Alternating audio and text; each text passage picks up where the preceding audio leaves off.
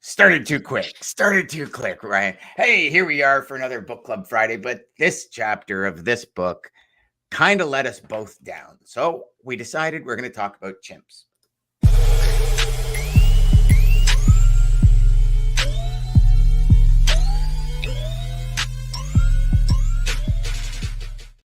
Say what, Ryan? What? They probably got that from the Five Chimp Theory title that we're talking about here today. I know So, maybe that was a bit of a like, a little bit of inside info, but yeah, no, I'm uh, excited. I thought is, clickbait. but I do want to talk about it a little bit. Maybe we'll take me like 5 minutes to talk about the chapter because it is what was it?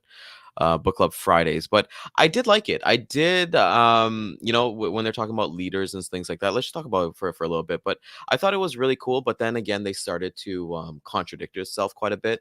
But the one thing that I like was that if you're first into somebody's brain, you are two times already. And I started thinking about, and some of the examples like this, like we said, this book was written in 2001. So I would love to kind of see, like now, like talking about Apple and Microsoft, because you look at a company like Apple who comes in like steamrolls, or like a company like Tesla that comes to just steamrolls and make their own market on something that is existing, right? They're innovators. But I thought it was a pretty decent chapter, but I didn't really learn anything, as Yeah. as we're kind of going on. But what are your I thoughts thought on it it? was very repetitive.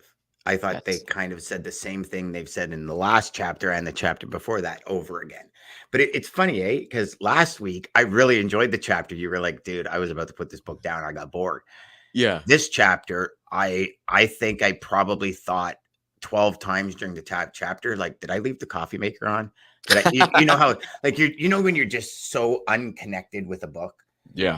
Yeah. or unconnected with a podcast or a radio station. It's just your brain travels, right? Yeah. And that's what I felt it happening in this chapter. And normally I would finish it in 30 minutes. I think I was an hour and a half on it. And then I look back and I'm like, I just wasted an hour and a half of my life because I read all this stuff in the other chapter. So I'm really hoping the next couple of chapters get better, because Yeah. the beginning of this book, I was like blown away. I was like, oh my God, that's so cool. Positioning. Yeah. And then I'm kind of like, It works. and I No, don't but know it's if it's good though. because I I'm and I think only this reading is a chapter a week. But you're great though, because I think for everybody who's watching out there, this is the reality, right? Yeah. It's not for anybody who's out there. If you pick up a podcast, you pick up a book, or you start listening to something completely different, or, you start a new routine or something, you're not always going to like resonate with certain things out of the book. And I think with this, I would love to see a positioning 2.0 with everything, because like, when they're talking about like Avis and Xerox, and I know these guys are the pinnacle like companies, like even when I think they were talking about RCA and Westinghouse and stuff like that, I'm like, okay, this was like my parents, like, these were popular brands for my parents. So maybe if my parents read this book, it would be a little bit more resonating. But Yeah. if I saw them like write, like, full transparency, then if they talked about social media, if I saw a line there about TikTok or LinkedIn or something that I consume, or something that I'm personally a consumer of or a shopper of, maybe it would. I did like though what they said about, even if you're number one in the brand you're known. So Coca-Cola, they use, for example, they wanted to disrupt Dr. Pepper, and they came out with something called Dr. Pibb. I think I saw Yeah. Dr. Pibb in the States, and they Did you? completely I've tanked. never seen it. I've seen it. You Ever. know what? It's a state. So if you go to McDonald's and stuff like that, it is there, because Dr. Pepper is the one that I think that they're not owned by Pepsi or Coke. I think they're owned by like Keurig Dr. Pepper. If I'm not like, if anybody's in the Oh, comments, okay. yeah. Okay. So Okay. Keurig, so Dr. Pepper is its own thing. So yeah, I've seen Mr. Pibb at like McDonald's, and like different places in the States. So when I saw that's to me, that's what connected to me, because if I, just like with you, you don't know what the hell Dr. Pibb is, so you're like, I mean, Mr. Pibb, you're like, I don't care about this. But for me, I saw it, I was like, okay, cool. There's something I could resonate with, other than talking about Mhm. McDonald's and Burger King and all that stuff, and Wendy's and Subway, and all these places that we see it every day, but it really doesn't have a relevance into our life or something for us to Mhm. be thought provoking. So, like I said, if Jack Trout and the other author are watching this, which I highly doubt, do a positioning 2.0. You do a two positioning 2.0. I Yeah. want to hear about Yeah. Apple. I want to hear about TikTok. I want to hear about the things I consume. If you're talking about TVs, talk about Sony, talk about Samsung. These are the companies, the brands right now that resonate. And you It's know what, funny. I man? got an Even if, RCA TV right beside me. see, there we go. You got it for cheap though. You got it for cheap. You didn't pay top dollar, and that's the thing, right? Because Oh no, it's an RCA older has, one, so it's probably 5 years old now. There we go. But Is RCA RCA, not a good model of TV? no, they're like the bottom of the barrel, but that's because like they've understood they were at the top of the game and they went down, right? So right now for a TV, everybody wants L. Like I'm looking at an LG TV, LG, Samsung, Sony. You know, those are Mm, kind of like the TVs that people kind of get. But you know, right. it goes to show you too, Dan, that even if I say like let's do positioning 2.0, maybe in 10 years that's going to be outdated. And if somebody Yeah. read that positioning 2.0, they're gonna be like, "Where's 3.0?" You know, so it's Mhm. constantly kind of adjusting as we kind of go along. Yeah, so it's funny you mentioned that because, and I know you mentioned this last week, throughout this whole book, when I read things like, McDonald's and Burger King, I automatically stop and I think, okay, who in our time and day, meaning right now, who would that be for me? Like, who would I see as that, right? So then I start thinking of the Tim Hortons Starbucks. Then I Mm, start thinking of the Tim Hortons McDonald's because Tim Hortons has moved in on not number one, obviously, but Tim Hortons has moved in on McDonald's breakfast with their whole breakfast sandwich and all that kind of stuff, right? So I start thinking about all this and thinking about these companies that jockey for position. Um, and I guess the biggest thing I got out of this chapter, again, which I think is it's why I said it was repetitive from last week, is if you're not number one, don't claim to be number one, yeah. right? And it's interesting because even with Bridger, you know, we're a logistics CRM. And I remember us speaking to a few people last week, and I said, like we're not competing with Salesforce. We're not even in the same market as Salesforce because Salesforce and HubSpot and they're generic CRMs that can be put into any business and customized and modified for some way, shape, or form to help them get to help the company. Whereas we're specific, right? So it's to me, I look at it and I say, we're not trying to be number one. We're not trying to say we're going up against Salesforce. We're just carving out our own little space in the industry, kind of like Dr. Pepper is the way I look at Yeah. it. Yeah. A couple things. I actually I want to reply to that, but I want to actually bring up Bill's comment here because in this chapter, Bill, they talk about Kodak. Let me Oh actually yeah, get to it. They talk about when they tried to get into smart cameras. Let me put it. Let me find I got it on as an ebook. But they said that when they tried to come into the game against who was it? Polaroid. Yeah, when they tried to come against Polaroid with the instant cameras, they got smoked. So yeah. it says here, yeah, you all know, of course, how Kodak got its name from Eastman to Eastman, Kodak to Kodak, right? But they haven't dropped the shoe. So they've changed their name quite a bit from internal kind of things that kind of go from there. But, when we're looking at, you want to try something completely different, understand the market. Just because you're the number one thought provoker or you're the number one company in this doesn't automatically guarantee that you're going to be the best company if you were to try something new, right? Mhm. So I would Yeah. assume like even Nike, they got in with shoes, the story, shoe dogs in the back there. But when they started and they got into clothing, they had no idea. That's why Nike went into golf. And then even though like, they don't do golf products anymore, Dan, they don't do like dry clubs and all that stuff. But those clubs right now, they're considered like a cool thing to have. If you go on eBay, all their like their drivers, their clubs, their bags, all that stuff is considered pretty cool. Coming back to your point about Bridger as well, while we were talking to different people, and these are people completely outside of the industry, so they don't have a horse in the race, and they're asking us about that. I think it's important for us, and we need to understand this too, especially with business owners, that yes, we are a CRM and we're going against like let's say like the Salesforce or HubSpot, but for me, it doesn't value us by shitting on the competition, Yeah. by saying we're so much better than Salesforce. Like there's so many times that I'm kind of hearing like, oh, it takes so long to do something in HubSpot. It's like those people don't even matter. So for me, it's just like I know there's a relevancy factor, but when we kind of shit on the competition, it's like when you're a broker and you call on a customer and then you start trashing their incoming carrier, or somebody that they've possibly want to use or something like that. And you're like, yeah, they suck. They don't pay their bills. Their stuff gets double brokered. It kind of reflects on you what that actually looks like. So I think when we're looking at bridge and things like that, it's a one of one. Being a disruptor, I just really Mm. call it like a CRM disruptor with the cool things that we're kind of adding on. But yeah, coming back to this chapter, as I want to talk a bit, and then we'll get into the five chimps. Leadership, it comes truly from the top and people who are deciding this, because Dan, as you just mentioned earlier, that Tim Hortons is overtaking McDonald's in their breakfast. A lot of people don't know this, but Tim Hortons is not actually a Canadian company anymore. They're actually owned by the same company that owns Burger King. So right now, if you want to say that Burger King actually has a better market share in their group of companies, right? Like their holding company Mm-hmm. is better than McDonald's, right? So sometimes it takes like a team up, two Yeah. companies and going against the other, right? For so from there, but with everybody here, you look at the branding.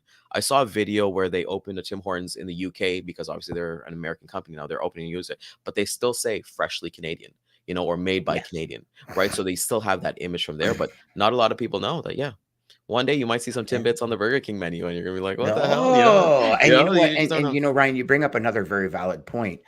The purchasing. Like if you take Bill's comment here, well, I don't know if very many people know this, but Apple bought Kodak's digital cameras, There we go. and that's what's in the iPhones.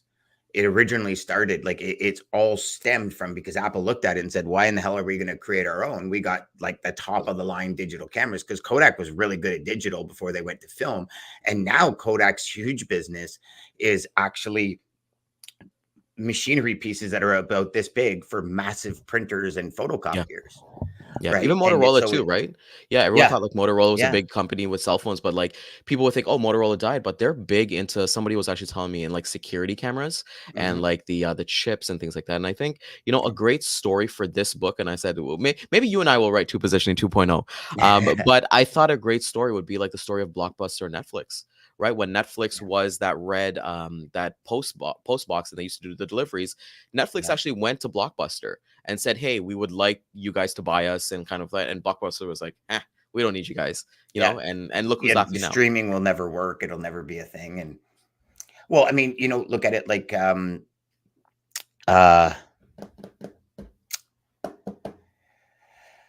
I just forgot. Never mind. It'll come back to me. It'll No, it's come all back good, to man. me. Well, It look in was Canada very too, similar right? to your Netflix and Blockbuster. Blockbuster. But let's talk about this a little bit too, Dan. For companies that are owned by the same company but operate as competitors, I think that is the best thing of marketing and digital marketing that you can have. So, if you are in Canada and you would remember in the 90s, even in the 2000s, we had Future Shop and we had Best Buy. Future Shop they're both electronic stores. Everybody knows what Best Buy is.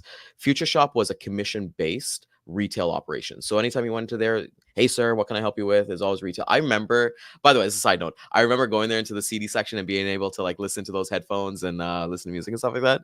That was a pretty cool. But they were commission only. When Best Buy entered the market into Canada because they were big in the States, they were not commission. So you had that ease. So what did Best Buy sell? Best Buy sold, hey, we're not going to be pushy. We're not going to Hmm. be somebody who's going to be in your face. You come in, we want you to enjoy the experience. You can go down the street to Future Shop, and Future Shop would say the complete opposite. Well, we care about you. We want to cater to your needs. We want you to walk out of the store with the best decision possible. But they were owned by the same company, Dan. Right. So who's raking in the profits at the end of the way? Their holding company, right? And I think there's so much beauty into that for being a disruptor in this industry. But yeah, I think I love this is really educating me on advertising and Yeah. marketing and how does these things kind of work, and it's taking it outside of a classroom. Dan, what are your thoughts, brother, like on terms of like marketing? Now we got digital marketing, we got marketing, like everything is marketing, right? And even this show itself, what are your thoughts on things that you've seen even recently, or just your thoughts on marketing just in general? Jeez. So, I mean, I think marketing is huge. Um, there's one thing I will say about marketing though is, and I think this is the world of it. And I learned this a couple of years ago when I was looking at somebody's sales page and I was reading in it, and it was for a training program in the logistics field. And I won't get too far into it because everybody will probably be able to figure out who it is. Um, but I was looking at it and I was going like, man, that's a lie. That's a lie. That's a lie. And the one issue I have about marketing in general, the way it's done today for the most part, is that people, um, if one person achieves X with whatever you're selling, that's what they market on. And Yes. they could have 10,000 like clients. One person achieves it, and that's what they market on. We see it a lot in the dispatch industry where, cell phone and a computer, and you can make $100,000.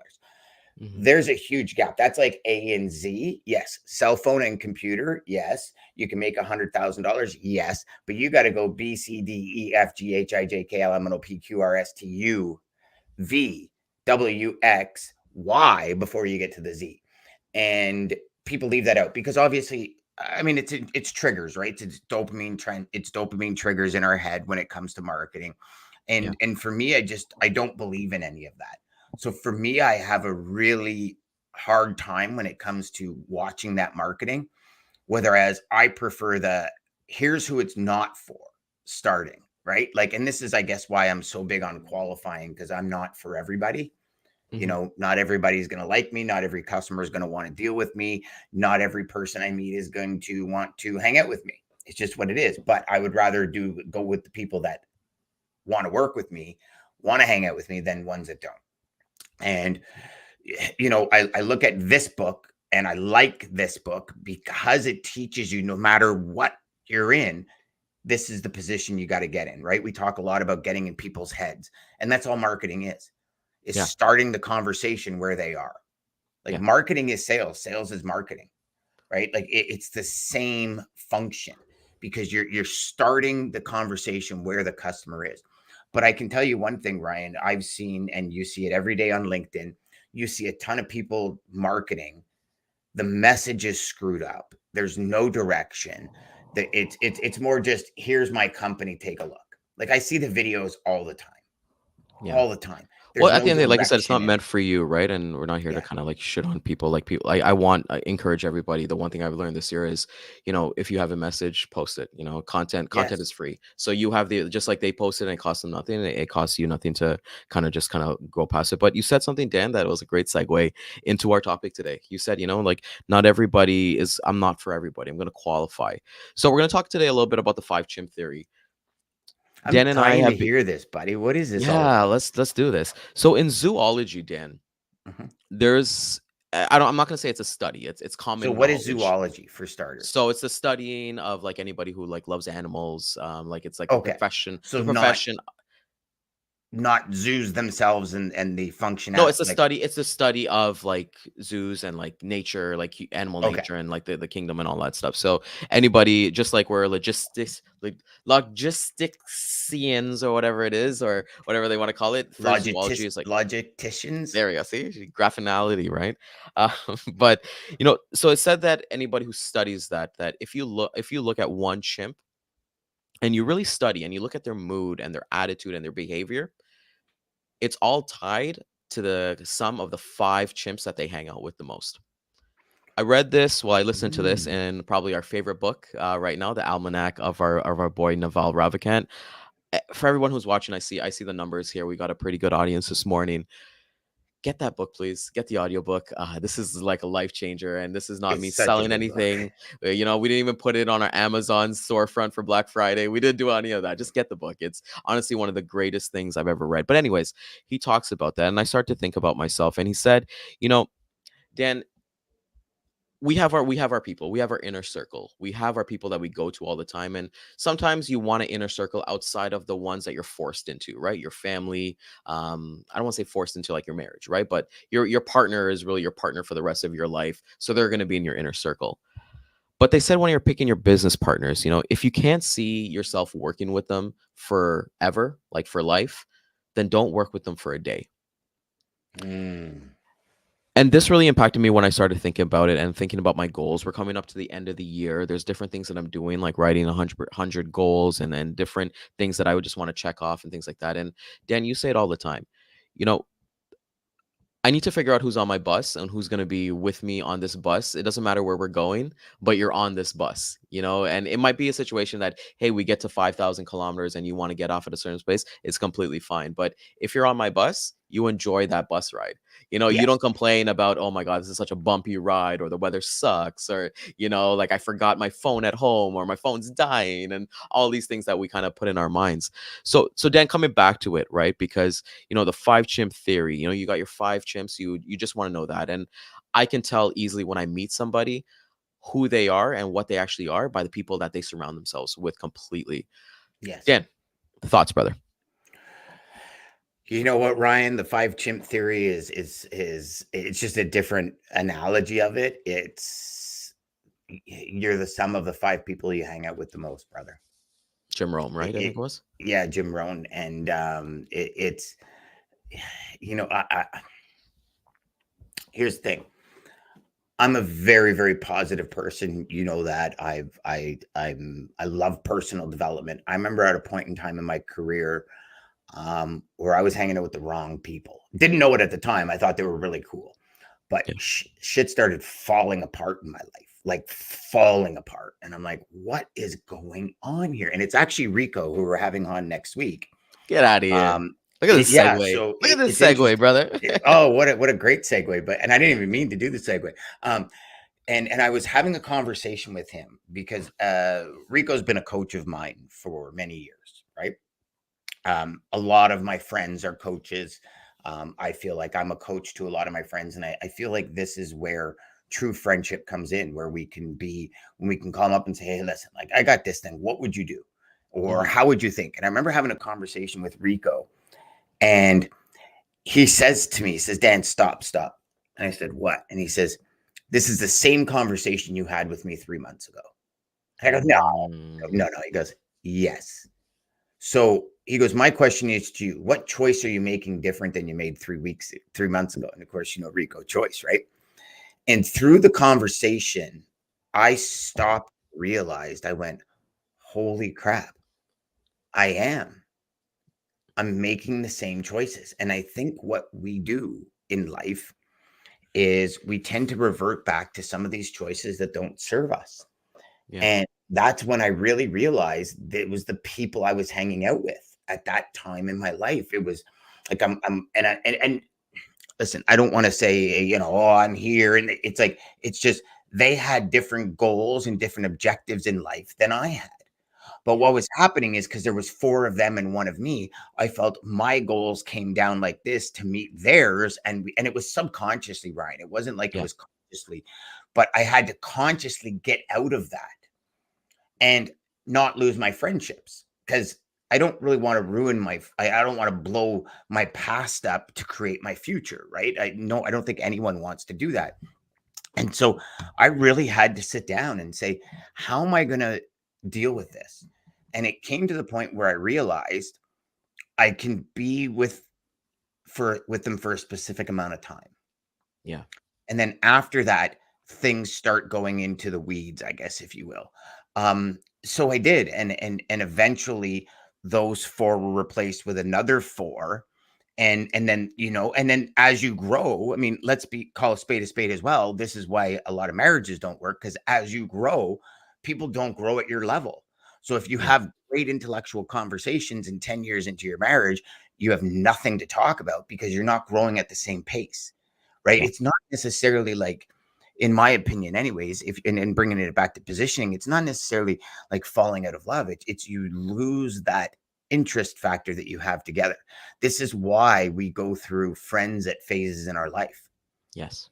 Like look at it. Like I don't know. I don't think I speak to anyone from high school. Not that they're not good people. It's just we went different ways in life. Yeah. I don't. I think I speak to one or two people from the first company of my career, probably one regularly, Yeah. right? The second part of my career, I don't speak to anyone, actually one person from that part of my career very rarely. They're not bad people. We all have different goals and different direction. And I think if we have four, and I'll use your analogy. So if we're all chimps and we have four chimps around us that want to go to Y and we want to go to W, and there's four against you, most of the time you'll go to Y. Yeah. You'll just 100%. consciously, you'll just kind of pre-program yourself to do that. So it's that conscious awareness. Does that make sense? 100%. I couldn't agree with that more because, like, let's use the chimp analogy once again, Dan. Let's say four chimps wants to go like grab bananas, but one wants to go to sleep. They're all five are going to go together because, as a human nature and everything like that, there's strength in numbers. And there's FOMO. I wonder if there's FOMO in the animal kingdom. I think maybe we'll have to do some research on My that. But dog's got FOMO like you wouldn't believe, oh brother. yeah, okay. So dogs, yes, yeah, they do. Yeah, Stanley, oh, my huge. golden retriever Jackson, he's a big FOMO guy too. And I think Jax. Jax Yeah. was hilarious because remember when we were at your house and he was just on the other side of the cables and he was having such FOMO because he couldn't hang with us and he was just sitting there and he was whining and I'm, oh my god, he's so cute. I was like, oh my god, we got to move the cables to get him over here. But yeah, yeah. So yeah, I think animals definitely have FOMO. I mean, I think like the cats, the deer, the ant, like those that side of it, I don't think they do. Yeah, and I think that's where the separation of like mammals and different like how they're everything like that, because we've bred basically wolves to become domesticated, right, in dogs, right? So I think that's awesome. Yeah. Dan, you said something about like spouses, and I want to touch on that because there was a Hmm. post yesterday by Alex Hormozy. I'm just going to read this verbatim. He posted, I saw this on Instagram. He said, cheerleaders don't ask the quarterback to leave the game when the game's on the line. A good spouse clears the way on the field or cheers you from the sidelines to support you.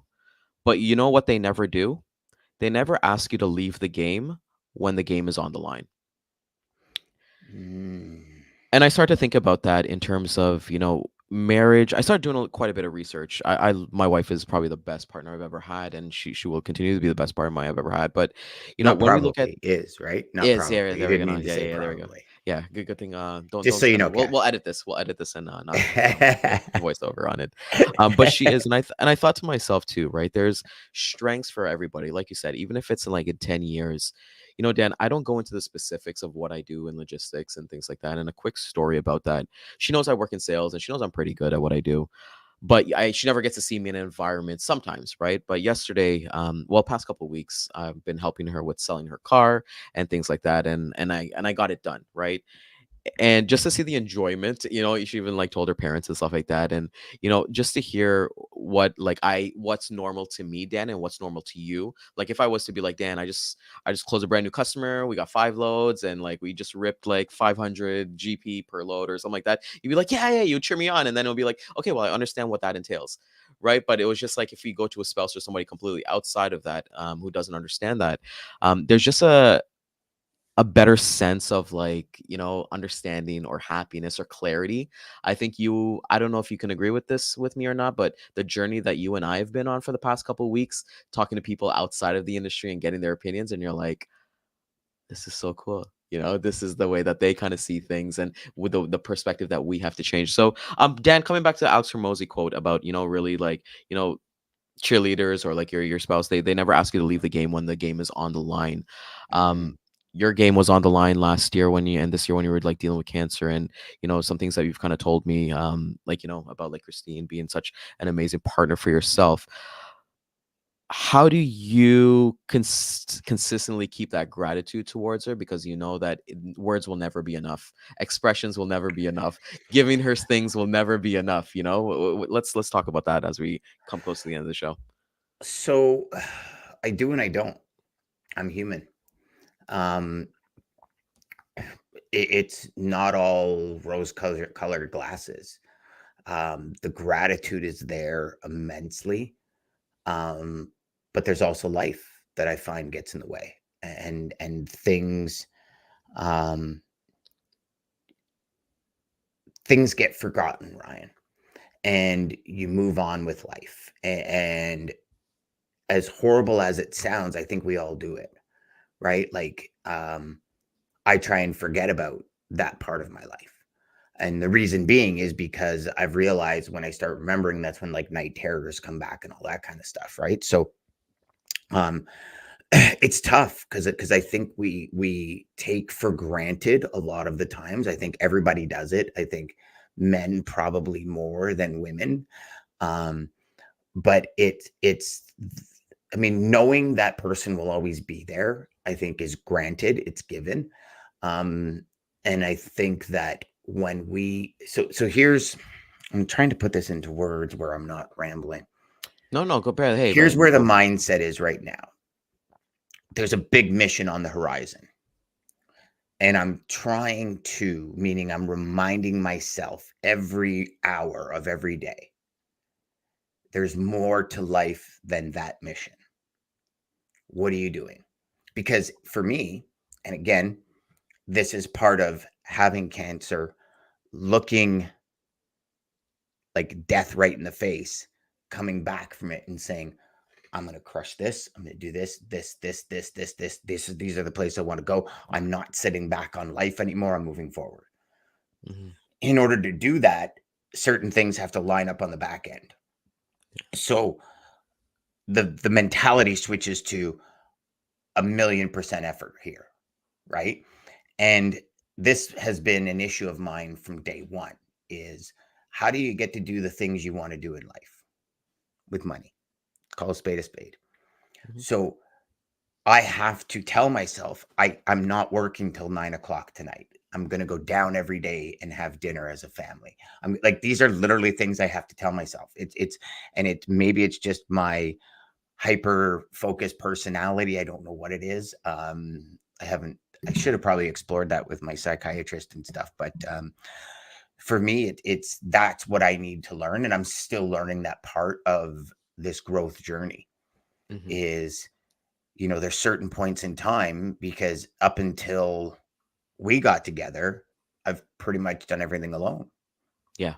right? Like every business I've built, my sales that I've built, and don't get me wrong, my operations team was huge, but when we're talking about that initial structure, it's always been me. Even Yeah. when I was building and I had an ops team behind me, I would build the initial framework, I would release it to ops, and then my head ops person, Sherry, and I would work on the framework to perfect it, but I would still build it. And so to me, that's probably the biggest part that or the biggest growth that I'm going through right now is it's not that's not the case. And just how do you create that, for lack of a better term, work life balance? And we know there's never a It's not that balance great. when it comes to a time perspective, No. right? Ever, because work takes up the majority every day, especially if we're clocking in for somebody else. Even more so if we're clocking in for ourselves. Like even you look at Alex Ramosi, he says, "No, I work about 16 hours, 17 hours a day." Mhm. What time does that leave for everything else in life? Yeah. And that's Well, my battle today. And I know I need to fix that battle line because as things grow, this gets whacked out of proportion big time, right? yeah. You talk to a lot of people that are very successful and they have horrible personal lives, horrible person, and then other ones have great personal lives and very Yeah. successful and busy. And so did I answer your question, brother? Yeah, you did. I think you did. I think Okay. I what feel I like kind I of asked. rambled there for a good 25 It's all minutes, good, man. but You know what? I feel like today's episode's not even sales chatter, man. It's the Logistics Monk show. This is what I do on so I'm having you're a lot of getting fun with deep this. with Dano, Yeah, buddy. yeah, yeah, I'm having fun with this. As Melissa kind of brings up here, last night she watched The Secret. Great book, great movie. Law of Attraction. Yeah. I'm a Is huge that the one believer you're in it. talking about, Melissa? Is the Law of Attraction one with Bob Yeah, Proctor and yeah, The John Secret. Yeah, Assaraf and all that? Yeah. yeah, yeah, The Secret. Great, great one. So I mean, they missed out the action part on it, but it's a great movie. it's well, here's the thing. So you're segueing into what I'm thinking about. So one of the things that I've learned, Melissa, and everybody who's watching out there today, we're gonna leave you guys with a takeaway. We want you guys to do some homework as you go into the week, whether you're enjoying your turkey leftovers or you're getting your shopping done. One thing I've done this week, Dan, and I would love everybody to do it, is that I took the alphabet A, B, C, D, E, F, G. Obviously, we're going down to Z. And I don't want to call them affirmations, but I made things that I'm grateful for. So, one of the biggest things, Dan, you talked about, probably get rid of the word should, maybe, I try. I hate the word try because it's like, hey, if I have this phone, let me try to pick up this phone. There's no trying to pick up the phone. You either pick up the phone or you don't.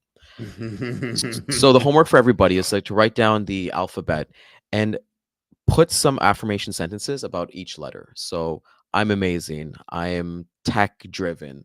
I am. So it's kind of like the I am or I'm so grateful of that. And I've learned that from your boy Bob Proctor, who's amazing. But for everybody out there, start with that, and then you kind of like hone in what you're kind of trying to tell like the universe. And if you really want the secret of the law of attraction, it's not like I'm going to try to be fit. I'm gonna go to the gym. It's like gonna be physically fit, and you kind of start talking in that future tense.